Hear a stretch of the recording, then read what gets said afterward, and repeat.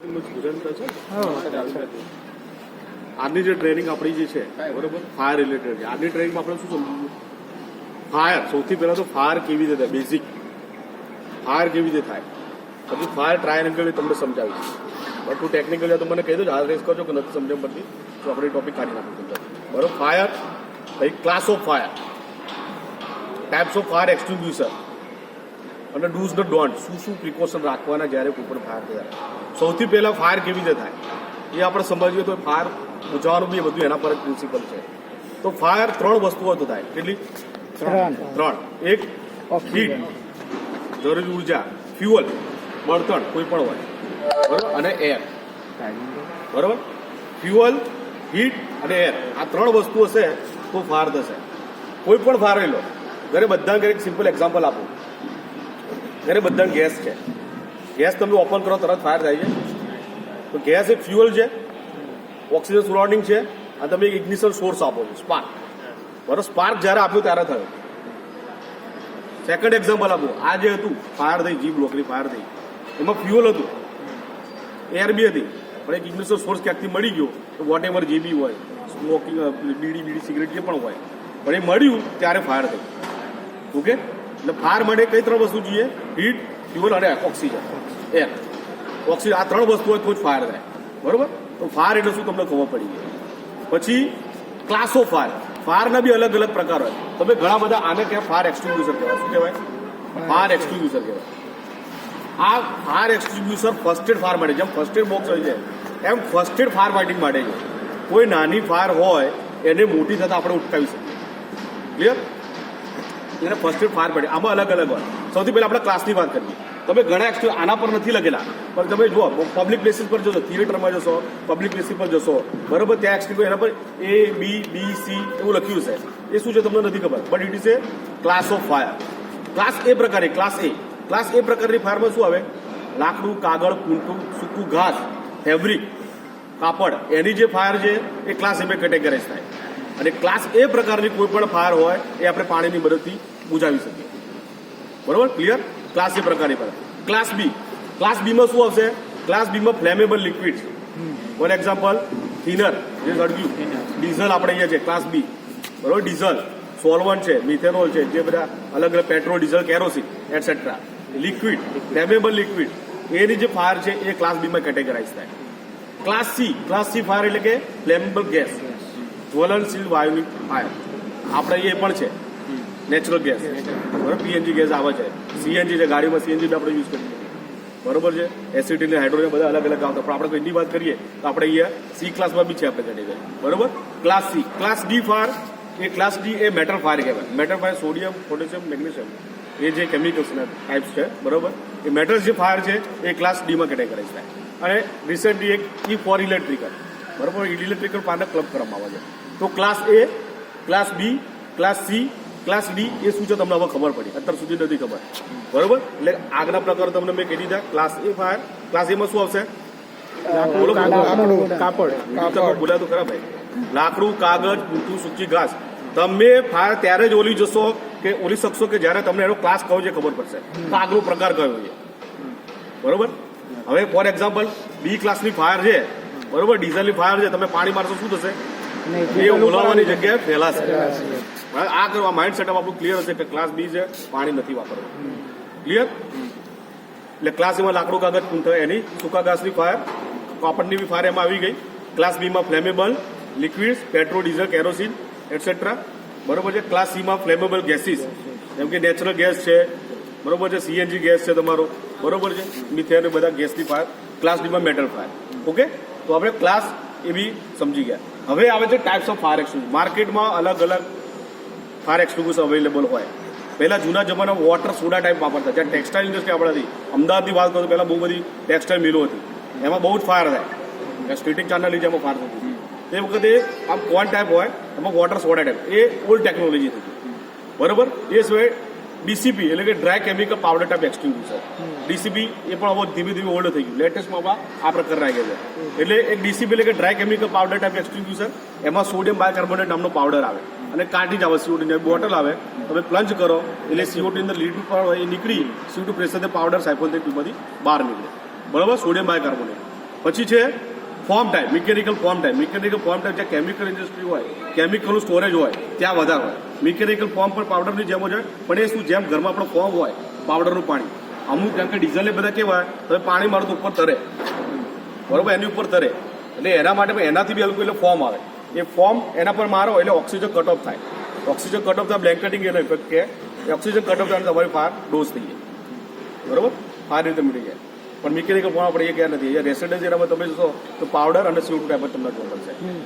પછી dry chemical powder આવી ગયું, ફોર્મ ટાઈપ આવી ગયું, CO2. આ CO2 ટાઈપ ફાયર એક્સટિંગ્યુશર છે. આને કેવી રીતે ઓળખશો તો સિમ્પલ આપણે બધા ભણેલા ગણે છે, ખબર છે. એના પર નીકળ્યું છે કાર્બન ડાયોક્સાઇડ. કાર્બન ડાયોક્સાઇડ એ એક ઠંડો ગેસ છે, બરોબર છે, હવાથી ભારે છે, બરોબર, એટલે કુલિંગ ઇફેક્ટ બી આપે અને મિટિગેશન કરે.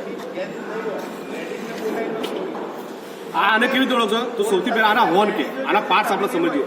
હોર્ન કે CO2 ને ઓળખવાની, CO2 ને ઓળખવાની રીત શું છે? સૌથી પહેલા એના પર વાલ આપેલો, બરોબર છે, વાલ હોય, આ નોઝલ હોય. કોઈ પણ ફાયર એક્સટિંગ્યુશર કેવી રીતે ઓપરેટ કરી હું તમને સમજાવું.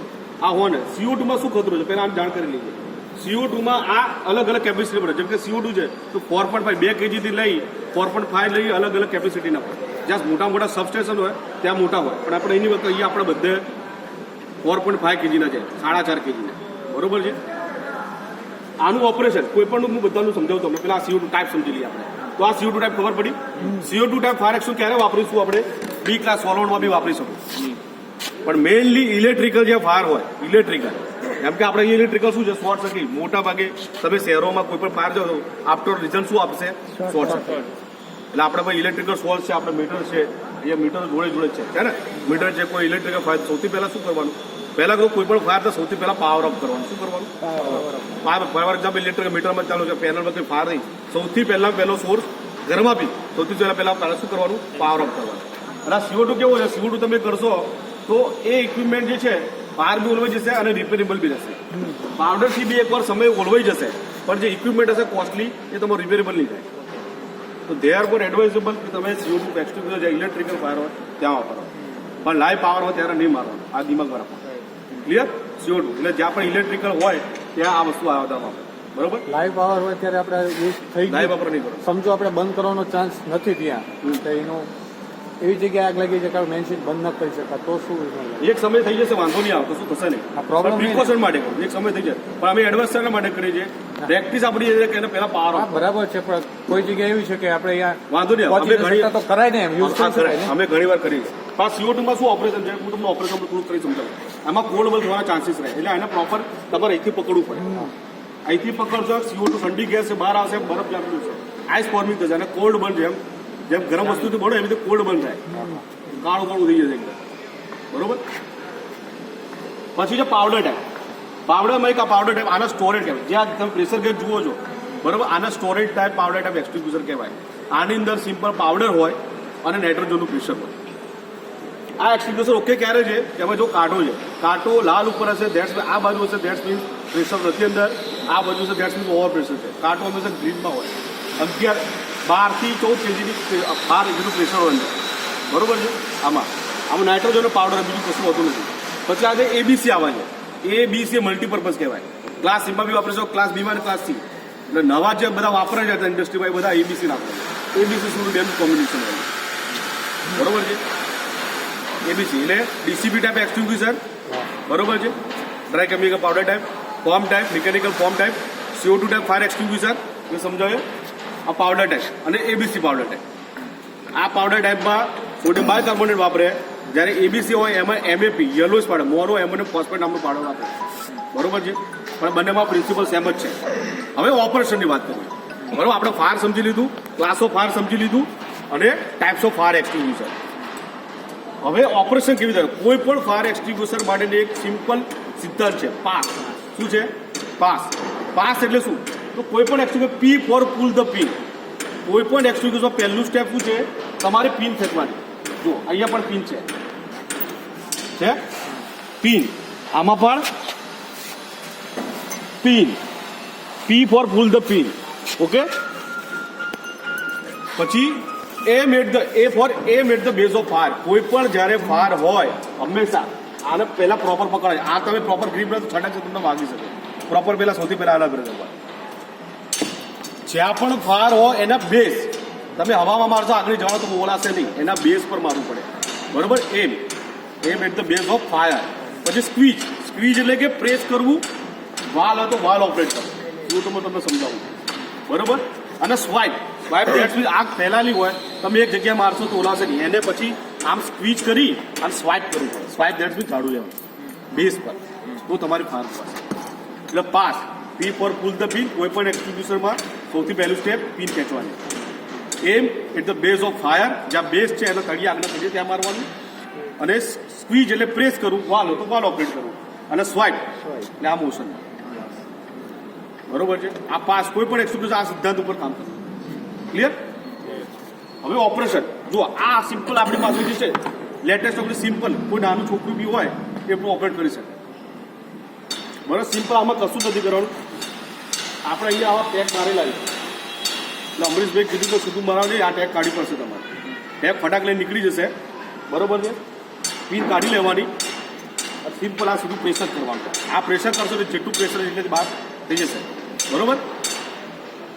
આ પાવડર ટાઈપ એકચ્યુઅલી સિમ્પલ કશું જ કરવા નહીં, પણ નોઝલ પહેલાં પકડવાની અને પ્રેસ કરવાનું છે, બરોબર.